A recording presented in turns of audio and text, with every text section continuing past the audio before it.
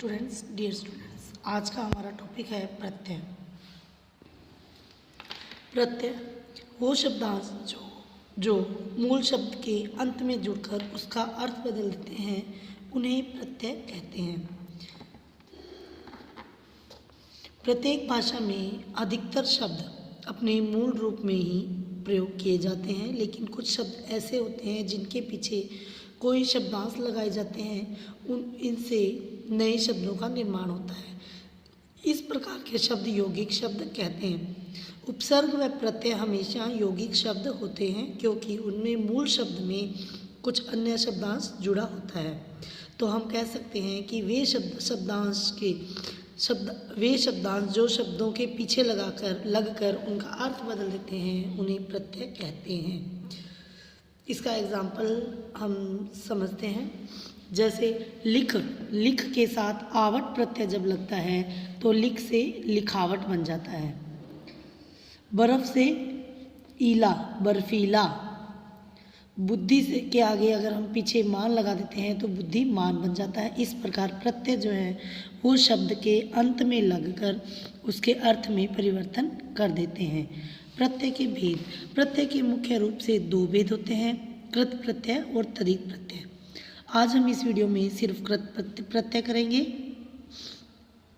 सबसे पहले हम जानेंगे कि कृत प्रत्यय क्या होते हैं। कृत प्रत्यय वे होते हैं जिसमें धातुओं के अंत में जिन शब्दों के लगने से संज्ञा विशेषण आदि शब्द बन जाए, यानी मूल शब्द के पीछे जब कोई शब्दांश जोड़कर प्रत्यय बनते हैं वो कृत प्रत्यय कहलाते हैं। ये कृत प्रत्यय लगने से वो जो मूल शब्द है वो संज्ञा या विशेषण आदि शब्द बन जाते हैं। जैसे मूल शब्द है खा के आगे वैया प्रत्यय लगा तो खवैया।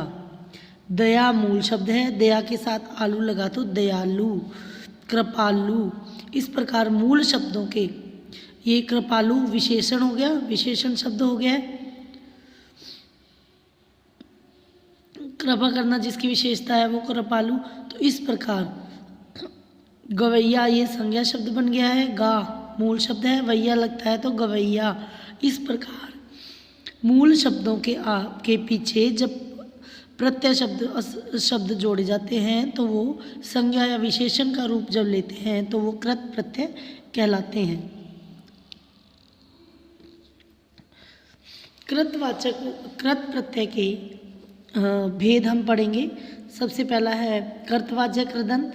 कर्तवाच्य कृदंत में जिससे वो शब्द जो प्रत्यय के लगने से कर्ता का बोध कराते हैं वो कर्तवाच्य कृदंत होते हैं। जैसे गवैया, कृपालु, लेनदार, देनदार, चलाऊ, लड़ाका, चालू, ये सब कर्ता है। तो इस तरह से कर्ता का जहाँ जिन प्रत्ययों के लगने से कर्ता शब्द बनते हैं वो कर्तवाच्य होते हैं। उसके बाद है कर्मवाच्य कृदंत। कर्मवाच्य वे होते हैं जिस प्रत्यय से बने शब्द किसी कर्म का बोध कराते हों। जैसे खाना, ख के अंदर न जोड़ा खाना, गवा के अंदर ना जोड़ा गवाना, ओढ़ के अंदर नी जोड़ा ओढ़नी, ये सारे कर्म का बोध करवाते हैं।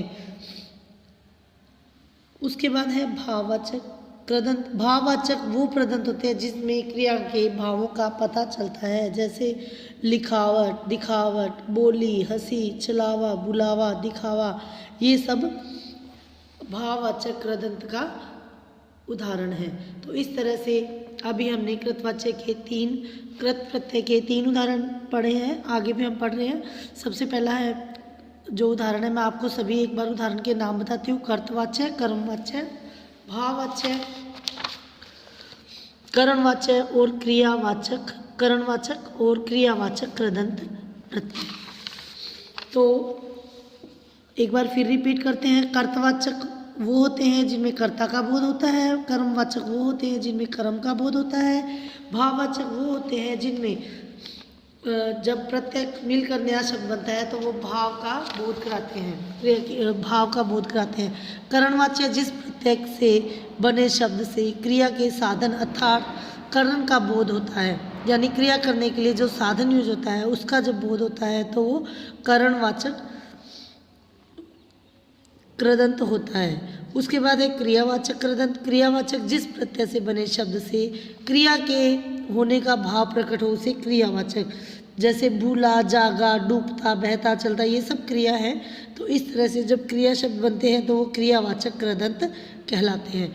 ये था हमारा आज का प्रत्यय और कल हम तदित प्रत्यय करेंगे। Stay home, stay safe.